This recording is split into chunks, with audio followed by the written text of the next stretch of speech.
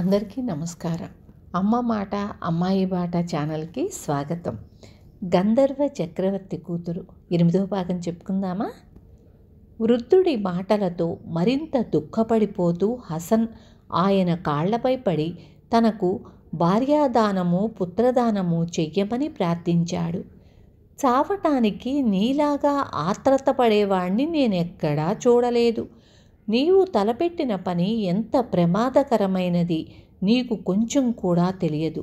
అయినప్పటికీ నా చేతిలో ఉన్న సహాయమంతా నేను చేస్తాను అంటూ వృద్ధుడు తన గడ్డం నుంచి కొన్ని వెంట్రుకలు పీకి హసన్కిచ్చి, నీకు ప్రాణం మీదకు వచ్చినప్పుడు ఈ వెంట్రుకలలో ఒకటి తీసి కాల్చినట్లయితే నేను తక్షణం వచ్చి నీకు సహాయం చేస్తాను అన్నాడు.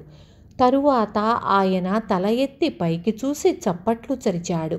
వెంటనే ఒక భూతం వారి ఎదుట ప్రత్యక్షమయ్యింది. వృద్ధుడు హసన్తో, వీడి వీపు మీద సవారీ అయి వెళ్ళు. వీడు నిన్ను కర్పూర ద్వీపం మీద దించుతాడు. ఆ పైన నీ దారి నీవే చూసుకోవాలి. కర్పూర ద్వీపం గడిచి అవతలి చివరకు వెళితే వాక్ దీవులుండే సముద్రం యొక్క యువతలి తీరం చేరుకుంటావు. ఆ తరువాత భగవంతుడే ఉన్నాడు అన్నాడు. హసన్ వృద్ధుడికి మిగిలిన వారందరికీ నమస్కారాలు పెట్టి భూతం వీపు మీద ఎక్కి కూర్చున్నాడు. భూతం ఆకాశ మార్గాన ప్రయాణించి అతన్ని కర్పూర ద్వీపం మీద దించి తన దారిన తాను వెళ్ళిపోయింది.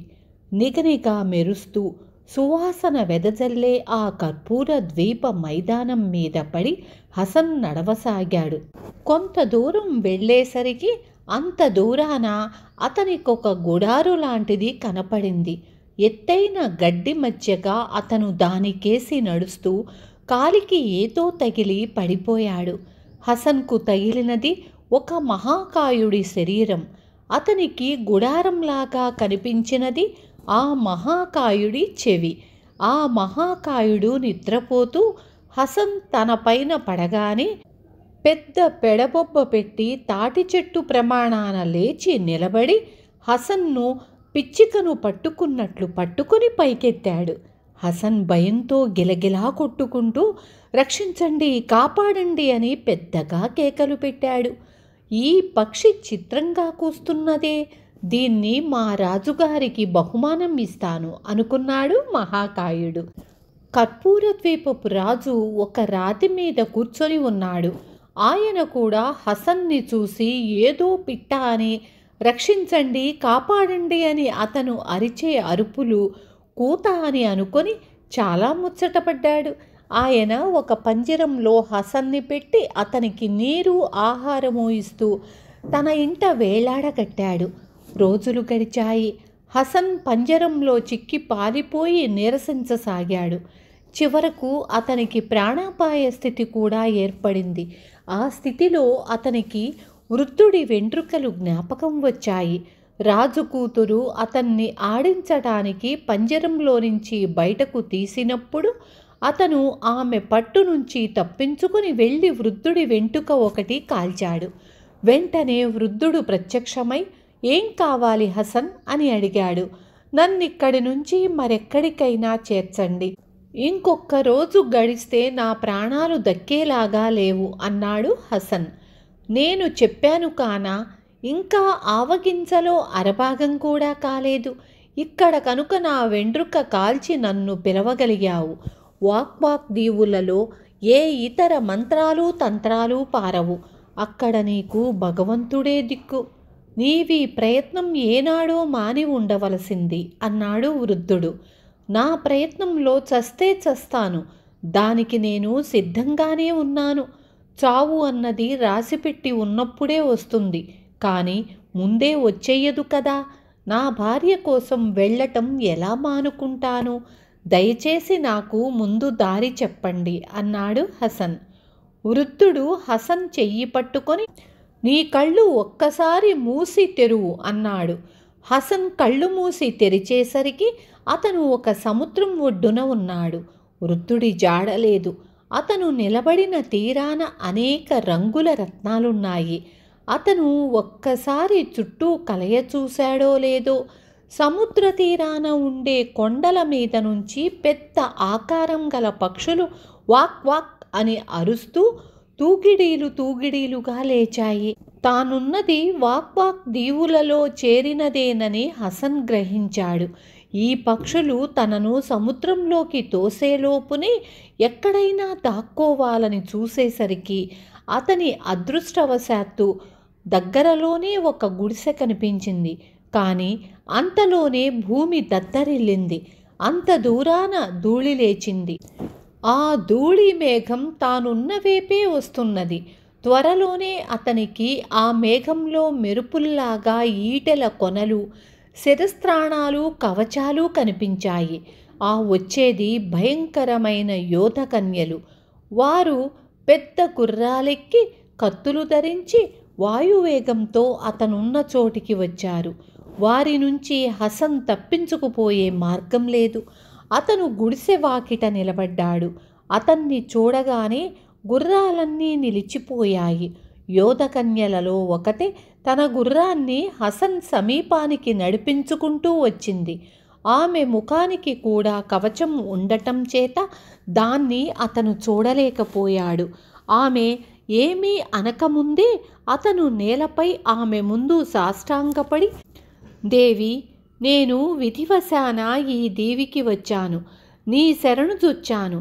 భార్యను బిడ్డలను వెతుక్కుంటూ వచ్చిన ఈ నిర్భాగ్యుడిపై దయతలచి అభయం ఇవ్వు అన్నాడు. ఆమె తన గుర్రం మీద నుంచి దిగి ఒక్క చేతి ఊపుతో తన అనుచరులను పంపేసి అతని కేసి పరీక్షగా చూసి తన ముఖానికి అడ్డంగా ఉన్న కవచ భాగాన్ని తొలగించింది. ఆమె ముఖం చూసి భయపడిన హసన్ కెవ్వున అరిచాడు. యోధకన్యలు చాలా అందగత్తెలని ప్రతీతి. ఈమె ఎంతో ముసలిదే కాక అందవికారంగానూ భయంకరంగానూ ఉంది. తనను చూసి హసన్ కళ్ళు మూసుకున్నది భయంతోనని తెలియక తనపై గల గౌరవం కొద్దీ అనుకుని, ముసలిది, భయపడకు నాయనా, నిన్ను నేను రక్షిస్తాను. నీకు కావలసిన సహాయమంతా చేస్తాను. కానీ ముందు నిన్నెవ్వరూ చూడకుండా చూడాలి. అందుచేత నీకు యోధకన్యల దుస్తులు తెచ్చి ఇస్తాను. వాటిని ధరించు. ఆ తరువాత నీ కథ సావధానంగా వింటాను అంది. ఆమె వెళ్ళి త్వరలోనే యోధకన్యలు ధరించే కవచాలు మొదలైన వాటితోనూ ఆయుధాలతోనూ తిరిగి వచ్చింది. అవన్నీ ధరిస్తే హసన్ కూడా యోధకన్యలాగానే ఉన్నాడు. ముసలిది అతన్ని సముద్ర తీరాన ఉన్న ఒక రాతిపై కూర్చోపెట్టి తాను కూడా కూర్చొని అతని కథంతా సమగ్రంగా విని అతని భార్య పేరు, కుమారుల పేర్లు అడిగింది. అతను వారి పేర్లు చెప్పి వాళ్ళనిక్కడ ఏ పేర్లతో పిలుస్తారో తెలియదు అన్నాడు. ముసలిదానికి హసన్పై మాతృప్రేమ పుట్టుకొచ్చింది. ఆమె అతనితో, హసన్, తల్లి తన బిడ్డ కోసం చెయ్యదగిందంతా నేను నీ కోసం చేస్తాను. నీ భార్య ఈ యోధకన్యలలో ఒకతే అయి ఉంటుంది. రేపు స్నానాలకు అక్కడికి వచ్చినప్పుడు నీవు వారందరినీ చూసి వారిలో నీ భార్యను గుర్తుపట్టగలిగితే నీ పని తేలిక అవుతుంది అన్నది. ఆమె అన్నట్లే మర్నాడు యోధకన్యలు సముద్రంలో స్నానం చెయ్యటానికి కవచాలు, శిరస్త్రాణాలు లేకుండా వచ్చినప్పుడు మారువేషంలో ఉన్న హసన్ వారందరినీ చూచాడు. కానీ వారిలో అతని భార్య లేదు. అందరూ స్నానాలు చేసే సమయంలో హసన్ ముసలిదానికి ఈ మాట చెప్పగానే ఆమె కంగారు పడి, అయ్యో హసన్, ఇంక మిగిలినది మా చక్రవర్తి గారి 7 కూతుళ్ళు మాత్రమే. వారిలో ఒకతే నీ భార్య అయిన పక్షంలో నీవు నేను కూడా హతాశులమే. నువ్వు వెతికేది నీ భార్యను కాదు నాయనా, మృత్యువును.